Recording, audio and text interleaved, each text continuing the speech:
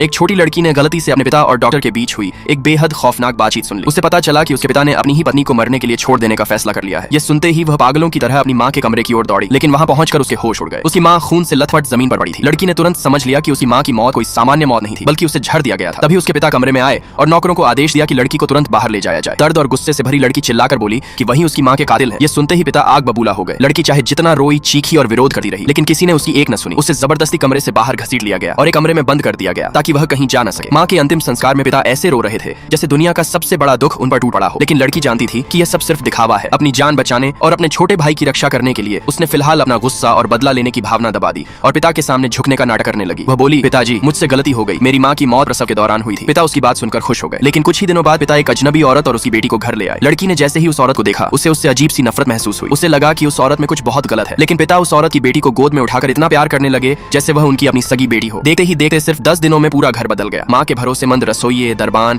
और उनकी सबसे करीबी नौकरानी तक को घर से निकाल दिया गया। ऐसा लग रहा था जैसे कोई धीरे धीरे माँ के अस्तित्व और उसकी हर निशानी को मिटाने की तैयारी कर रहा हो। लाइक सब्सक्राइब कर देना, भगवान आपको बहुत खुशी देगा।